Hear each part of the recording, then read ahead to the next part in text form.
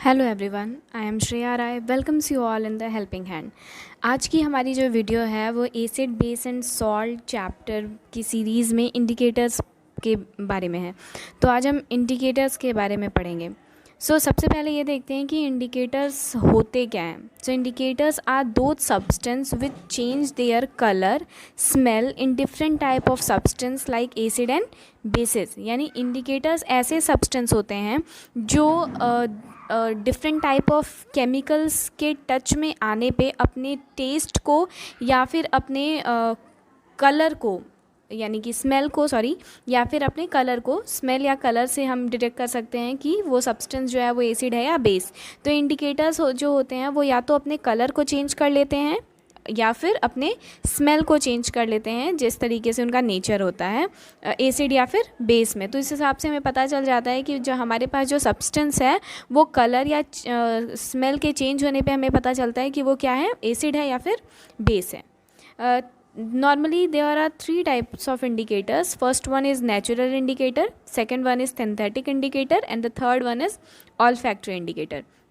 Natural indicators जो होते हैं वो ऐसे इंडिकेटर्स होते हैं जो कहाँ, मतलब जैसे वर्ड सजेस्ट कर रहा है कि ये नेचुरल प्रेजेंट होते हैं इन्वामेंट के अंदर, जो हम नेचर में जिन्हें हम पा सकते हैं इन्वामेंट में, हमारे प्लांट्स वगैरह में हम पा जाते हैं। वो ऐसे जो इंडिकेटर्स होते हैं जो नेचुरली एग्जिस्ट करते हैं, जिन्हें हम बनाते नहीं हैं, ऐसे जो इंडिकेटर्स होते हैं वो क्या कहलाते हैं, नेचुरल इंडिकेटर्स कहलाते हैं। इनके एग्जांपल्स जैसे आप देखोगे, लिटमस पेपर हो गया, हमारा बहुत ही ज़्यादा कॉमन इंडिकेटर है लिटमस पेपर, जो कि लाइकेन से बनता है। हम लाइकेन से उसको लाइकेन जो है वो आप लोगों ने लाइकेन के बारे में बायोलॉजी में पढ़ रखा होगा।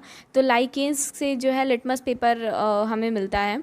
उसके बाद हमारा रेड कैबेज है, रेड कैबेज के लीव्स ट्रैक्ट्स हैं, और जो है टर्मरिक, एक तरीके से टर्मरिक जैसे हम घर में बहुत ही ज़्यादा, ये कॉमन इंडिकेटर है टर्मरिक का। जैसे हम घर में जैसे क्या होता है कि कभी कभी हमें कपड़ों पे अगर हमारे हल्दी के स्टेन लग जाते हैं, कपड़ों के पे हल्दी का कलर आ जाता है, तो हम देखते हैं कि जब भी हम उसे साबुन से हम रब करते हैं, जब हम उसे साबुन से धुलने की कोशिश करते हैं, तो क्या होता है कि हमारा जो जहाँ जिस जगह पे हल्दी लगी होती है उस जगह पे वो पीले कलर से किस में कन्वर्ट हो जाता है, रेड कलर में कन्वर्ट हो जाता है। तो ऐसा इसलिए होता है बिकॉज हल्दी जो होता है वो नेचुरल इंडिकेटर की तरह एक्ट करता है, और वो उस समय ये डिटेक्ट करता है कि हमारा जो सोप है वो बेसिक सब्सटेंस है, क्योंकि हम सब लोगों को पता है कि सोप जो होता है वो एक तरीके का बेस होता है।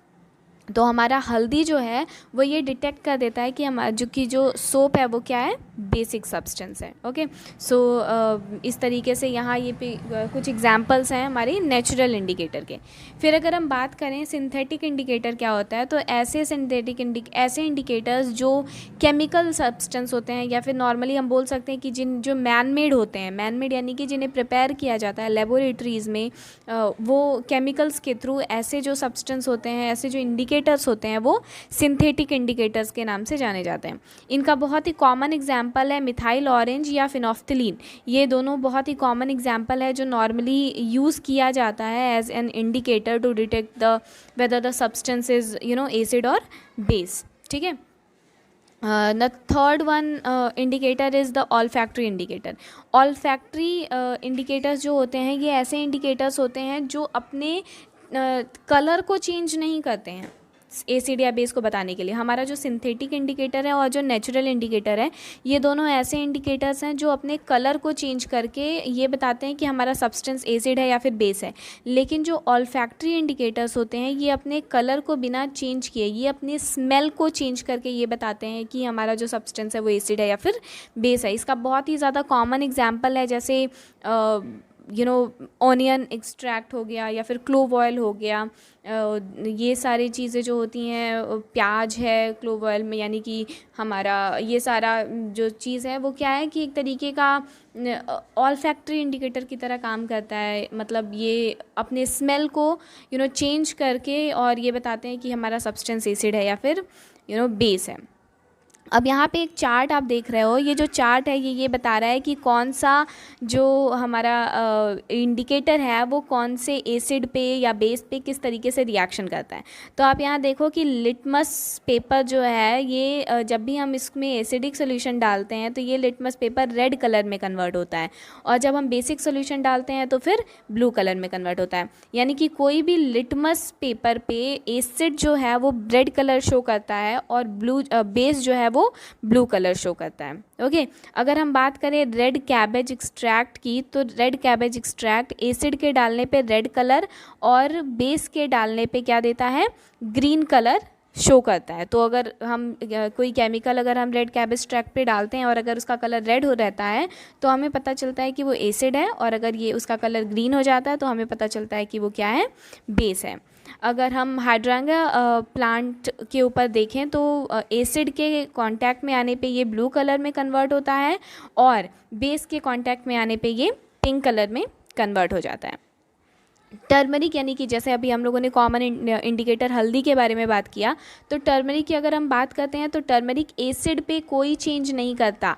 ठीक है, एसिड में यहाँ पे कोई चेंज नहीं होता, यहाँ पे कलर एक तरीके से चेंज नहीं होता है, वो रेड में कन्वर्ट नहीं होगा। इसीलिए कभी कभी हम हल्दी पे जब हम बेस को लगा देते हैं, यानी कि सोप को लगा देते हैं, तो जब रेड कलर में कन्वर्ट हो जाता है तो उसको हम साफ़ करने के लिए, उसको वापस से कन्वर्ट करने के लिए हम क्या करते हैं, नींबू का यूज़ करते हैं। बिकॉज नींबू इज़ वॉट, नींबू is a type of natural weak acid, तो हम उसको यूज़ करते हैं ताकि हमारा कलर जो है वो वापस से सही हो जाए। तो टर्मरिक जो है वो एसिड पे नो चेंज दिखाता है, और लेकिन बेस में कौन से पे कन्वर्ट हो जाता है, रेड कलर में कन्वर्ट हो जाता है। जैसा अभी हमने बात किया कि जैसे हम सोप को अप्लाई करते हैं तो वो रेड कलर में कन्वर्ट हो जाता है। फिनोफ्थलीन जो है ये एसिड को, जब हम एसिड केमिकल का इस पर यूज़ करते हैं फिनोफ्थलीन पे चेक करने के लिए, तो ये कलरलेस, यानी कि वाइट कलर एक तरीके से हम बोल सकते हैं, तो कलरलेस में चेंज हो जाता है।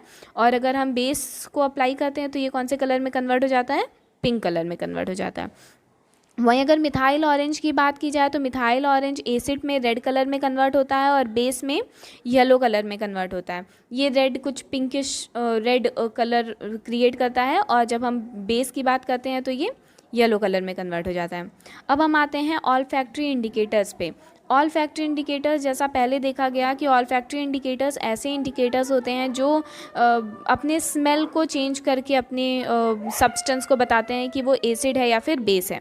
तो ऑल फैक्ट्री इंडिकेटर्स में जो सबसे पहला कॉमन एग्जांपल है वो है ओनियन। ओनियन जो है वो जब भी एसिड को उसके ऊपर डाला जाता है तो वो एक कैरेक्टरिस्टिक स्मेल देता है, एक अलग तरीके की स्मेल देने लगता है। अपने उसके पास एक तरीके का फ्रेगनेंस रहता है जब हम एसिड को उसके ऊपर अप्लाई करते हैं। लेकिन जब हम बेस को अप्लाई करते हैं ओनियन के ऊपर तो कोई भी स्मेल उसके अंदर से नहीं आती है। तो अगर एक कैरेक्टरिस्टिक स्मेल आ रही है ओनियन के अंदर से हमारे केमिकल को डालने के बाद, तो हम ये समझ जाते हैं कि हमारा जो केमिकल है वो एसिड है। और अगर कोई भी स्मेल नहीं आ रही है तो हम ये समझ जाते हैं कि हमारा जो केमिकल है वो क्या है, बेस है। अब अगर हम वनीला एसेंस की बात करें तो वनीला एसेंस जो है ये एसिड को डालने पे रिटेन स्मेल, अपने स्मेल एक तरीके का इसके अंदर भी फ्रेगनेंस प्रेजेंट होता है। ठीक है, तो ये अपने एक तरीके के फ्रेगनेंस को अप्लाई करता है। और अगर हम बेस को अप्लाई करते हैं, बेस केमिकल को इसके ऊपर डालते हैं तो इसमें से कोई भी स्मेल नहीं आता है। ठीक, the next one is clove oil. Clove oil जो है जैसे लौंग का तेल हो गया, ये लौंग का तेल क्या होता है कि जब हम इसके अंदर बेस अप्लाई करते हैं तो इसकी स्मेल एज़ यूजुअल रहती है, इसके अंदर से स्मेल एक फ्रेगनेंस आती है। तो हमें पता चलता है कि अगर फ्रेगनेंस आ रही है तो हमें पता चलता है कि वो सब्सटेंस जो है वो एसिड है। लेकिन अगर ये अपनी स्मेल को लूज़ कर देता है, यानी कि इसके अंदर से फ्रेगनेंस नहीं आती, इसकी जो नेचुरल फ्रेगनेंस है वो नहीं आ रही है, तो क्या होता है, हमें पता चलता है कि हमारा जो सब्सटेंस था वो बेस था। तो इस तरीके से अगर हम एक समरी देखें तो हमें पता चलता है कि there are mainly 3 type of indicator. Natural indicator होते हैं, सिंथेटिक इंडिकेटर होते हैं और ऑल फैक्ट्री इंडिकेटर होते हैं। सबसे पहले इंडिकेटर्स ऐसे सब्सटेंस होते हैं जो अपने कलर या स्मेल को चेंज करके हमें बताते हैं कि हमारा जो सब्सटेंस है वो एसिड है या बेस है, या स्पेशली एसिड है या बेस है। 3 तरीके इंडिकेटर्स। नेचुरल इंडिकेटर जो है वो मतलब नेचुरली एग्जिस्ट करते हैं इन्वायरमेंट में। आर्टिफिशियल इंडिकेटर्स जो हैं या फिर सिंथेटिक इंडिकेटर्स जो हैं ये मैन मेड होते हैं या फिर इन्हें केमिकल के थ्रू प्रिपेयर किया जाता है। और ऑल्फैक्टरी इंडिकेटर्स जो होते हैं ये अपने स्मेल और कलर को चेंज कर सिर्फ स्मेल को चेंज करके यानी अपने ऑर्डर को चेंज करके हमें बताते हैं कि सब्सटेंस जो है वो एसिड है या फिर बेस है। और किस तरीके से अपने कलर को चेंज करते हैं कि आपने यहाँ पे देख ही लिया, आप चाहें तो इसे नोट भी कर सकते हैं। और ये चार्ट बहुत ही ज़्यादा नेसेसरी है कि आप लोगों को लर्न रहे, क्योंकि बहुत सारे ऐसे क्वेश्चंस एग्ज़ाम में आते हैं जिससे ये पूछा जाता है कि कौन सा अगर एक केमिकल दिया गया है और इस केमिकल को हमने इस इंडिकेटर पे पुट किया और इंडिकेटर ने ये कलर चेंज कर दिया या इंडिकेटर की ये स्मेल हो गई, तो हमारा जो सब्सटेंस है वो क्या है, एसिड है या बेस है। तो इस तरीके के क्वेश्चंस अक्सर एग्जाम्स में पूछे चले जाते हैं, इसलिए ये चार्ट याद रहना बहुत ज़्यादा ज़रूरी है। तो इंडिकेटर्स के लिए भी फ़िलहाल जो मेन 3 तरीके के इंडिकेटर्स थे जो वो यही हैं। तो आगे के चैप्टर में आगे के पॉइंट को हम अगले नेक्स्ट वीडियो में देखेंगे। इस वीडियो के लिए बस इतना ही। चैनल को प्लीज़ लाइक करें, शेयर करें, सब्सक्राइब भी कर दें। और जैसा मैं हमेशा कहती हूँ कि अगर कोई भी गलती आपको समझ में आती है या फिर कुछ भी जो कमी है वो प्लीज़ कमेंट सेक्शन में मुझे लिख के दें अच्छे से प्लीज़। और मैं उसे नेक्स्ट वीडियो में सुधारने की पूरी कोशिश करूँगी। Thank you so much.